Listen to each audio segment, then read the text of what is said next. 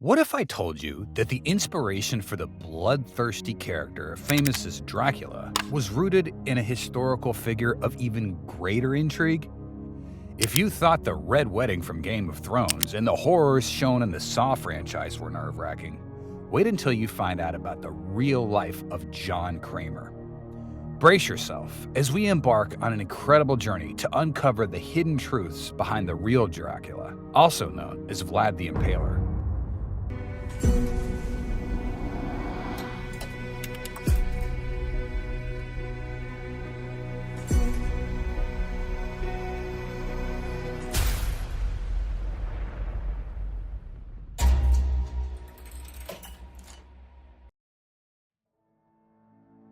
This vampire is nothing like the sweet, harmless Nandor, Nadja, and Lazlo from What We Do in the Shadows. In fact, this Dracula is infamous for his exhibition nature when it comes to torture. After all, what else do you label a man who created a forest of impaled victims? Through tales of Vlad's ruthless methods and cunning tactics, we'll peel back the layers of mystery, revealing the true extent of his dark reign. This isn't just a story, it's an immersive dive into history, where the Princess of Darkness awaits. Let's begin. Meet Vlad, also known as Vlad the Impaler or Vlad Tepes. This real-life figure from Romanian history had a bloodthirsty appetite for violence, earning his grotesque name from his favored way of dealing with foes. Bram Stoker, the Irish author who wrote the 1897 Gothic horror novel Dracula, brilliantly tapped into the macabre history of Vlad the Impaler to bring Dracula to life.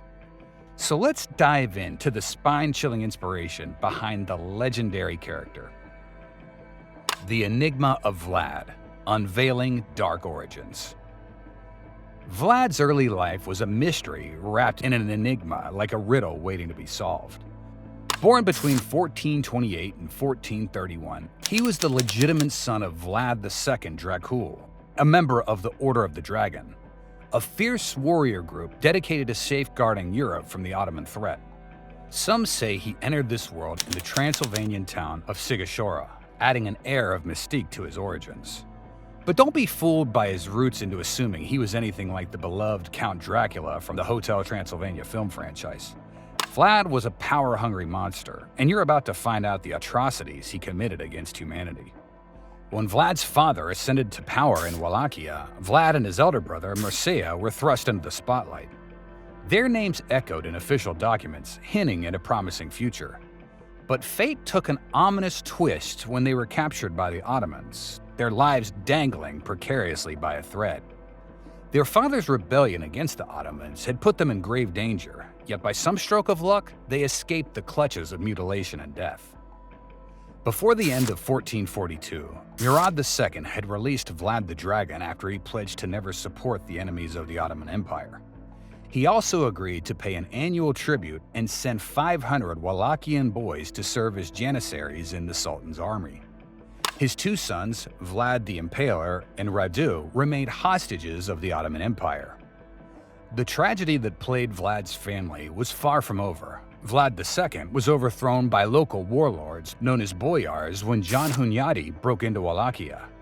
Vlad the Impaler, famously known as Vlad the Dragon, fled from Targovist, but he was eventually captured and eventually met a gruesome end in the treacherous swamps near Baltony in 1447. Mircea, Vlad's older brother, suffered even greater horrors. Tortured, blinded, and buried alive, his suffering stands as a stark testament to the merciless nature of those times. In a web of power struggles and rivalries, a notorious tale unfolded: the invasion of Wallachia, forcing Vlad and his brother Radu to seek refuge in the Ottoman Empire. It all began with the feuding Dynasty and Draculesti families vying for control of the Romanian Principality. Vlad and Radu's return to the Ottoman Empire. Fast forward to 1448, when Vlad and Radu were finally released. Yet the political climate remained tense, prompting Hungarian nobleman John Hunyadi to wage a crusade against the Ottomans. Vlad, fueled by ambition, sought to assert himself in Wallachia, challenging Hunyadi's influence. Alas, his defiance had dire consequences.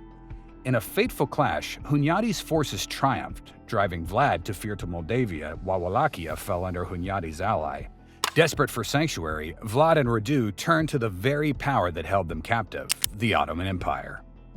With Vlad's infamy as a cruel tactician preceding him and Radu's ties to the Ottomans, they sought refuge in a realm both familiar and uncertain. Little did they know that their refuge would shape their destinies, setting the stage for Vlad's return, his impaling reign, and a chilling legend that would echo through the ages. Vlad the Dracula, unveiling the dark origins of a ruthless legend. Then Vlad, like a phoenix rising from the ashes, returned to Wallachia. The shadows of his father and brother's untimely demise darkened his path as Vladislav II assumed power. But what about his time in the Ottoman Empire? What could have transformed him into the ruthless figure we know today? Under Ottoman rule, Vlad and his brother had a privileged upbringing, immersed in knowledge and tutored in various subjects. Vlad developed impressive equestrian and warrior skills. However, rumors emerged of his possible imprisonment and torture, witnessing gruesome impalements.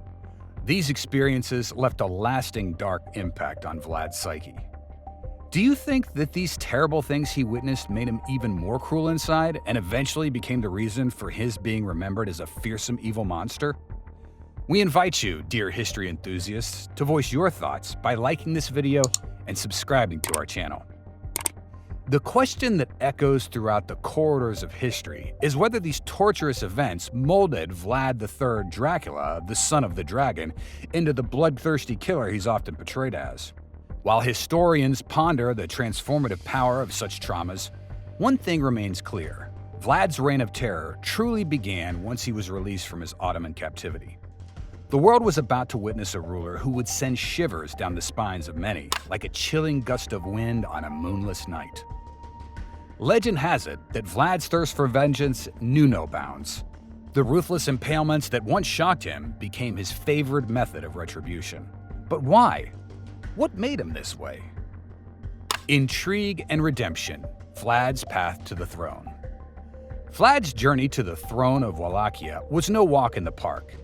He had a potential claim to power with his father and elder brother out of the picture, but it wouldn't be handed to him on a silver platter. Oh no, challenges and betrayals were lurking around every corner. In September 1448, Vladislav II of Wallachia teamed up with John Hunyadi for a little tussle with the Ottoman Empire. Seizing the moment, Vlad decided to take matters into his own hands and led an Ottoman army into Wallachia. You know, just making the most of his opponent's absence. But as luck would have it, his triumph was short-lived. The Giurgiu's fortress was constructed between 1390 and 1395 during the reign of Mircea the Old, held great strategical importance in the region. It was seized by the Turks in 1490 and ruled by them for 400 years, along with 10 to 15 kilometers of surrounding land. After they snatched up the fortress of Giurgiu, the Ottomans turned it into a fortress of doom, putting Vlad in a seriously tight spot. The unfortunate fortress was subjected to more than 20 sieges before being temporarily liberated by successive rulers, including Vlad III. The capture of Giurgiu proved to be a major setback for Vlad's ambitions, leaving him in a perilous situation. Trapped within the walls of the Ottoman stronghold, his options dwindled and the odds grew increasingly stacked against him. This event showcased the intricate dynamics of power and the ever-changing fortunes of war in the volatile landscape of 15th century Eastern Europe.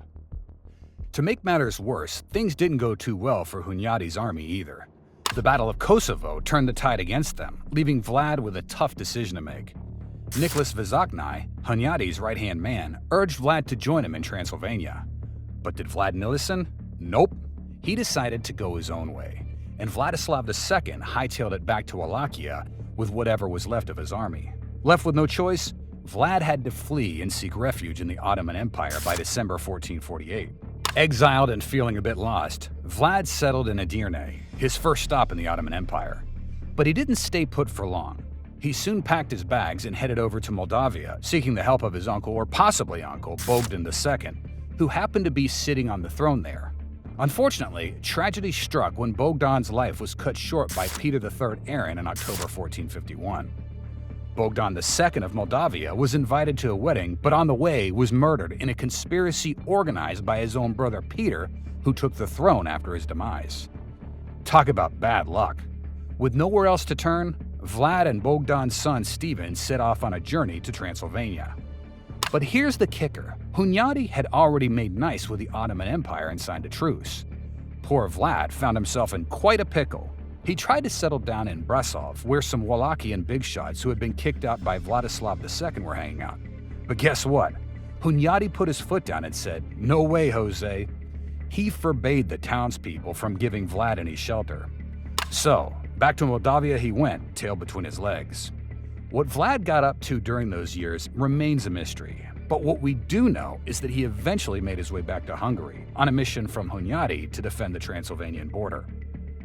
Now, how exactly Vlad managed to reclaim Wallachia is a bit fuzzy, but with some Hungarian backup, he decided to invade the place in either April, July, or August of 1456. Vladislav II didn't stand a chance and ended up biting the dust during the invasion, securing Vlad's claim to the throne. In a letter to the folks of Brasov, Vlad made some promises. He vowed to protect them if the Ottomans ever came knocking on Transylvania's door. And he asked for their assistance if Wallachia fell to the Ottomans. Sneaky, sneaky. The letter also gives us a glimpse into Vlad's personality. Let's just say he was all about that power and authority. As soon as Vlad took the reins, he decided to clean the house. And boy, he went all out. Hundreds, maybe even thousands of people met their untimely demise at his hands. His target? The boyars involved in his father and brother's deaths, or those he suspected of plotting against him. The motives behind Vlad's widespread killing of people in Wallachia can be attributed to a combination of factors, including revenge, consolidation of power, and a desire for control. This purge led to significant changes in Wallachian affairs, as Vlad redistributed the wealth and possessions of his victims among his loyal followers. Twisted confrontations. Vlad's clash with the Saxons. This tale took a twist as Vlad got tangled up in a clash with the Saxons. After the death of John Hunyadi, his son Ladislas took the helm as Captain General of Hungary. But oh boy, things went south fast. Ladislas accused Vlad of disloyalty and sent a letter to the folks at Brasov urging them to back Dan III against Vlad. Meanwhile, the burghers of Sibiu rallied behind Vlad's half-brother, Vlad Kalgarul, who claimed that he was the prince's son, and snatched up Amlas, a piece of the Wallachian territory. Amidst this political roller coaster, Ladislaus Hundai met a tragic end. His mother, Elizabeth Sislagi, and her brother, Michael Sislagi, rebelled against the king. Vlad seized the opportunity and teamed up with Stephen, son of Bogan II of Moldavia, to secure the Moldavian throne. To add some spice to the chaos, he launched an attack on villages near Brasov and Sibiu, wreaking havoc and capturing innocent folks, just like in those wild German tales. Vlad the Impaler's motives behind his attacks on villages near Brasov and Sibiu can be further specified as strategic warfare, as they were located in close proximity to enemy territories, or retribution and intimidation. It's possible that Vlad had perceived these villages as supporters or sympathizers of his enemies, or they may have been involved in activities against him. Psychological warfare and reputation. Vlad's use of extreme violence, such as impalement, was intended to create a terrifying reputation for himself. As tensions rose, Vlad's representatives sat down for peace talks with the Saxons, led by Michael Sislagi. They agreed on a treaty that kicked Dan out of Brasov and granted Saxon merchants free trade in Wallachia, while Wallachian merchants got the same privileges in Transylvania. In a letter, Vlad even calls Michael Sislagi his lord and elder brother. Talk about a change of heart. Now, after Ladislaus Hunyadi's execution, his little bro, Matthias Corvinus, took the Hungarian throne. On January 24, 1458, Matthias told the burghers of Sibiu to play nice with Vlad. Vlad, feeling powerful, declared himself the lord and ruler over all of Wallachia and the duchies of Amlas and Fagaras, making it crystal clear who was in charge. And just to prove his point, he executed Wallachian boyar Michael, a big shot in Vladislav II's administration. In May, Vlad asked the craftsmen of Brasov to come to Wallachia, but their relationship quickly went south. It seems Vlad got his knickers in a twist when he barred the Saxons from entering Wallachia, making them sell their goods to Wallachian merchants at these compulsory border fairs. Or did he? Historical records aren't clear on these protectionist tendencies or those border fairs. Instead, a letter from Basarab Lyota spills the beans on how Vlad lashed out when the Saxons snatched steel from a Wallachian merchant in Brasov without paying up. Vlad's response? Some good old ransacking and torture of Saxon merchants. Ouch.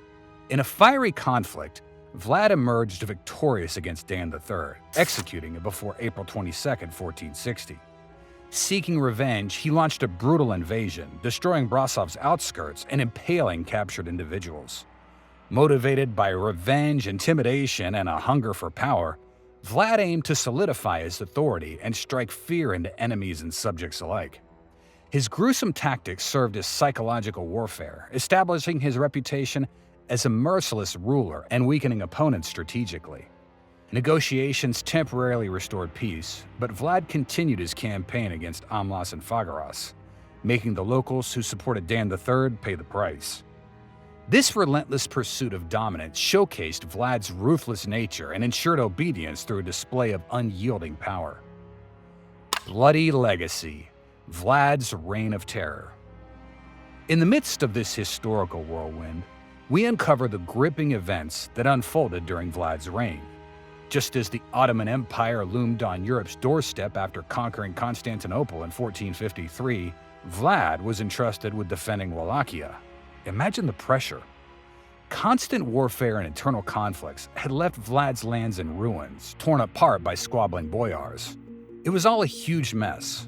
So, to cement his power, Vlad concocted a bone-chilling plan. Get this. He invited hundreds of boyars to a grand feast, knowing full well they won't play nice. And when the moment was just right, he mercilessly made his move. Stabbing, impaling, and leaving their bodies twitching in a gruesome display of power, Vlad did the unthinkable. Reminds you of the Red Wedding from Game of Thrones, doesn't it? Well, in a way, Vlad was a key contender in this very real Game of Thrones. Impaling, a horrifying form of torture and execution, involved inserting a wooden or metal pole through the body from front to back or vertically through sensitive areas like the rectum or vagina. The victims endured excruciating pain, with the pole raised vertically to prolong their suffering. Vlad's brutality knew no bounds. In 1459, he impaled dozens of Saxon merchants from Kronstadt, who were once allies of the boyars. In a shocking tale from Beheim's account, Vlad's cruel and twisted actions are revealed. According to the story, Vlad had 2 monks impaled, believing that this gruesome act would assist them in reaching heaven. Even more disturbingly, he ordered the impalement of their donkey simply because it began braying after witnessing its master's horrific fate. Even more disturbingly, he ordered the impalement of their donkey simply because it began braying after witnessing its master's horrific fate.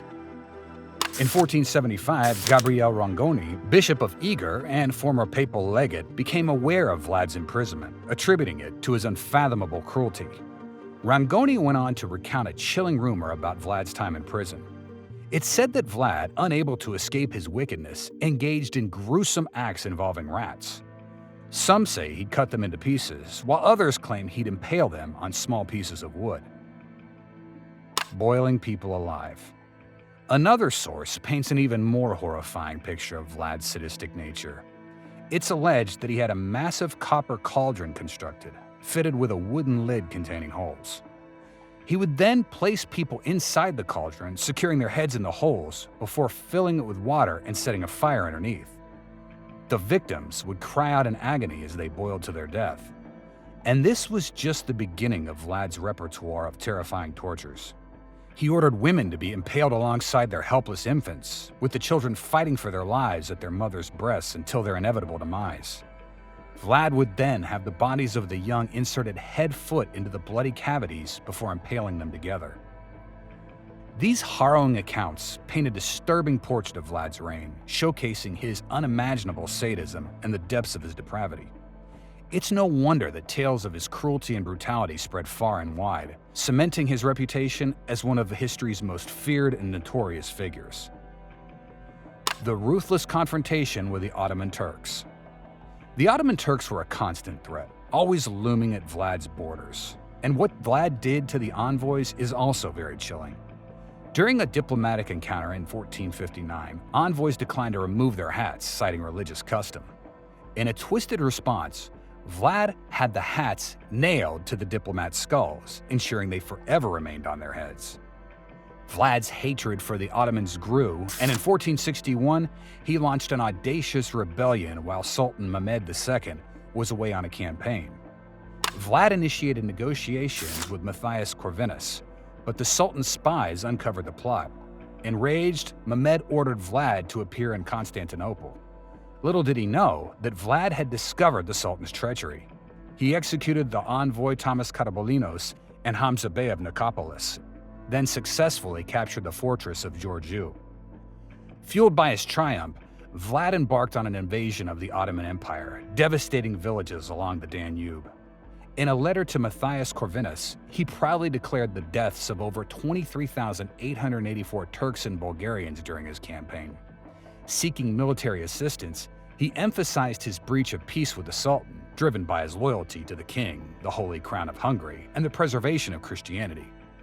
Tensions escalated between Moldavia and Wallachia amidst the battles against the Ottomans. Sultan Mehmed II retaliated with an army of more than 150,000 soldiers, second only in size to the force that conquered Constantinople. While some speculate that the Sultan army aimed to occupy Wallachia, his decision to grant Wallachia to Vlad's brother Radu suggests a desire for a change of leadership. The Ottoman fleet landed at Braila, and their main army crossed the Danube. Outnumbered, Vlad implemented a scorched-earth strategy, retreating towards Targoviste. In a darkening move, he infiltrated the Ottoman camp to capture or kill the Sultan, but mistakenly attacked the vizier's tents. At dawn, Vlad and his forces managed to escape. The Sultan's army eventually reached Targoviste, confronted by the gruesome sight of the Forest of the Impaled. Thousands of stakes, with Vlad's victims impaled on them, served as a testament to his brutality.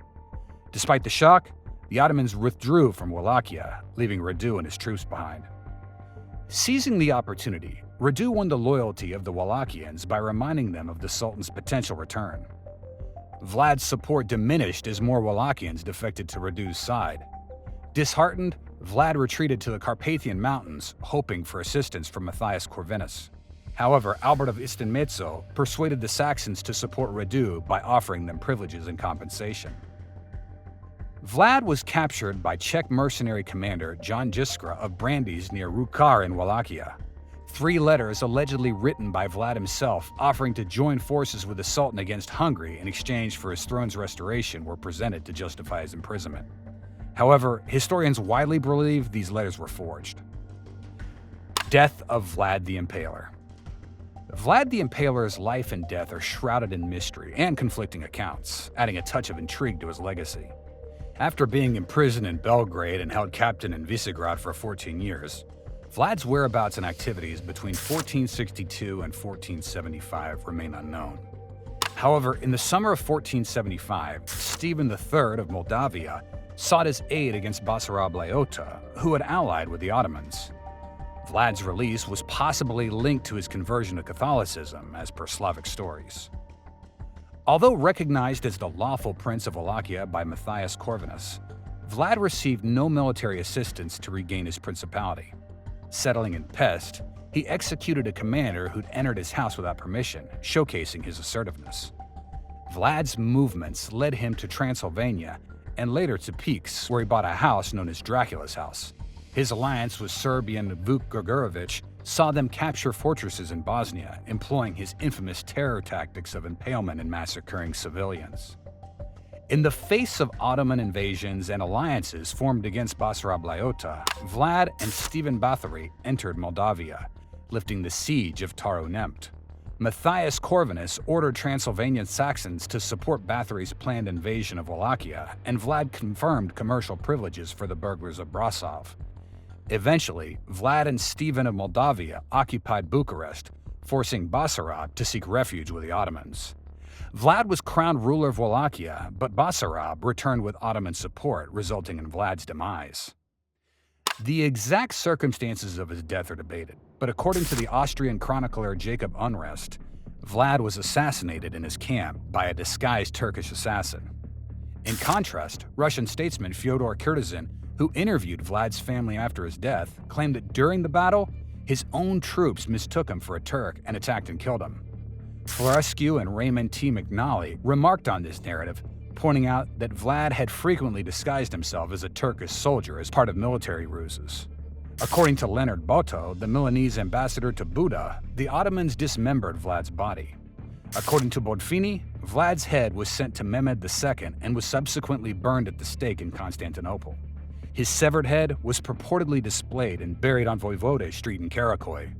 According to local peasant legend, what remains of Vlad's corpse was subsequently covered in the marshes of Snagnov by monks from the nearby monastery. His final resting site is unknown. According to popular belief, Vlad was buried in the Snagov monastery. However, excavations conducted by Dinu V. Rossetti in 1933 discovered no burial beneath the alleged unmarked tombstone of Vlad in the monastery chapel. Vlad's severed head allegedly ended up on his stake in Constantinople, while the location of his burial remains uncertain, with theories ranging from the monastery of Snagov to the Komana monastery. Vlad the Impaler's life and death continue to captivate our imaginations, leaving us with tantalizing tales and unanswered questions about this enigmatic figure. Vlad's legacy might have faded into obscurity if not for William Wilkinson's 1820 book, An Account of the Principalities of Wallachia and Moldavia. Inspired by Wilkinson's account, Bram Stoker immortalized Vlad as the bloodthirsty model in his novel Dracula. Thus, Vlad the Impaler remains a chilling symbol of the blood-soaked Middle Ages. Vlad III's Dracula reign was marked by unspeakable cruelty and sadism. His horrifying acts continue to captivate and horrify us, raising questions about the depths of human darkness and the nature of evil. Why his favorite method of torture was impaling, and can we ever truly understand the mind of a tyrant? Share your thoughts in the comments below. We encourage you to like, subscribe, and turn on notifications once again. By doing so, you become a vital supporter of our channel and enable us to bring you more compelling content. Stay tuned for new videos that'll both captivate and horrify you and show your support by engaging with our channel.